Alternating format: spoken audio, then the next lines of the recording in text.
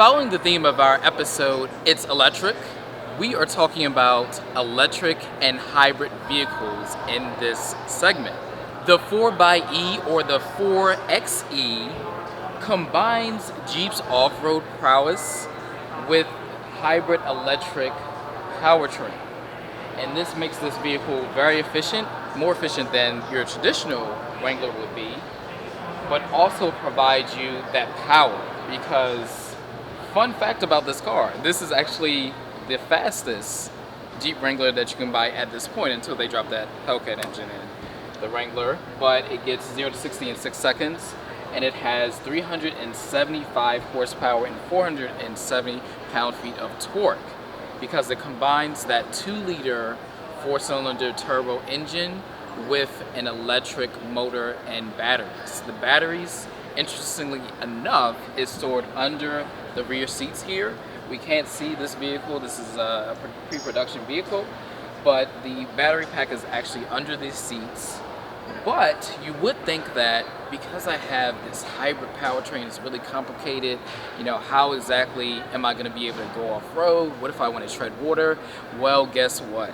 The Wrangler still has that capability because they've done extensive testing to make sure that it can do all of the different things that a Wrangler can do, but it still combines that very efficient powertrain on this particular Wrangler.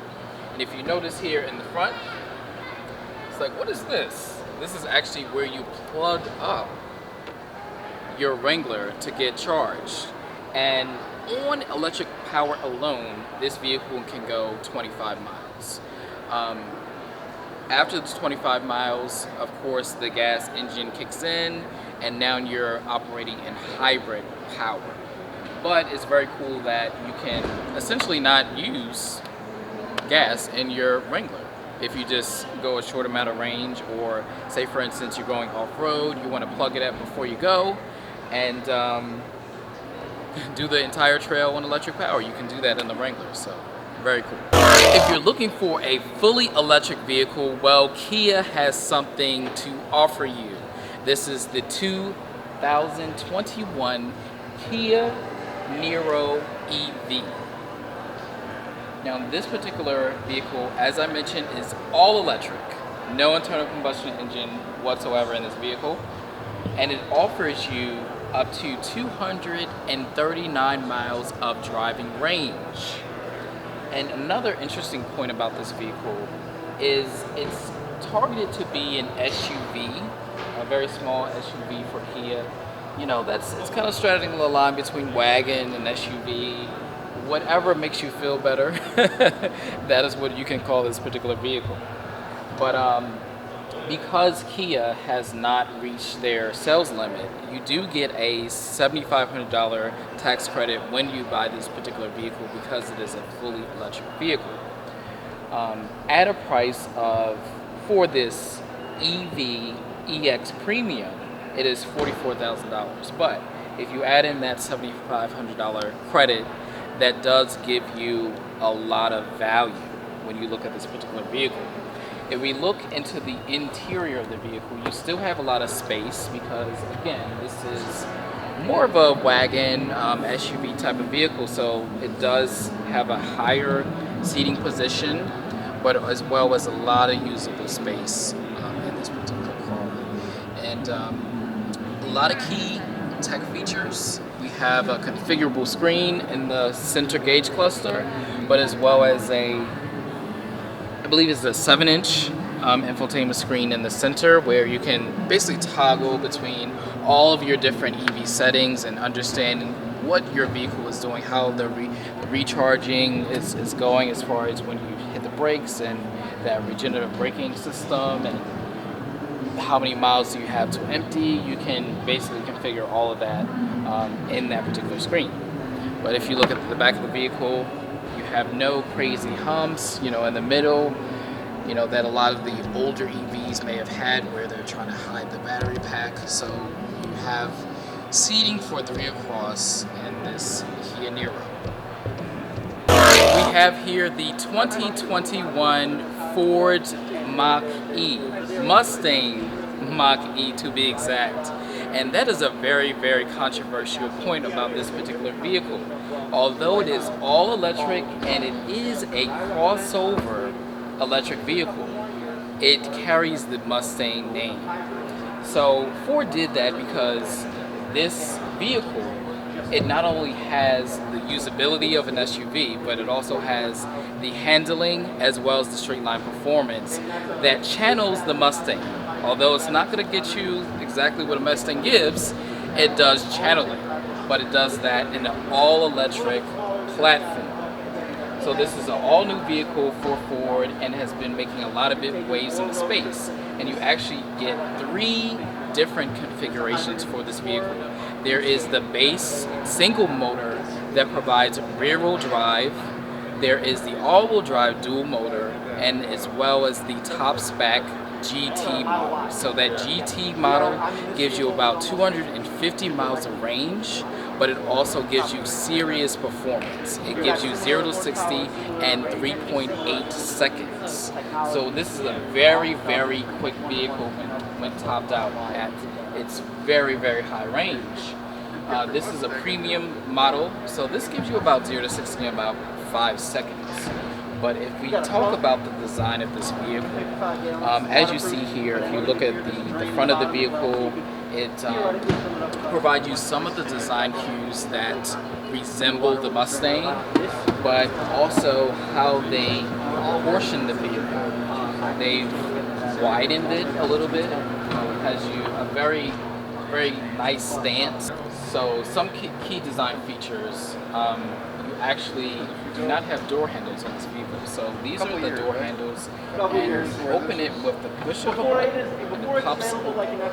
And as you see here, Ford's signature keypad, which you can unlock and lock the vehicle without a key. And you can just pull this little handle here and open up the interior. So very unique feature on this particular vehicle. But if we look at the roof angle here, the C pillar of this vehicle, it has a very swooping design that is very indicative of how a Mustang is typically styled.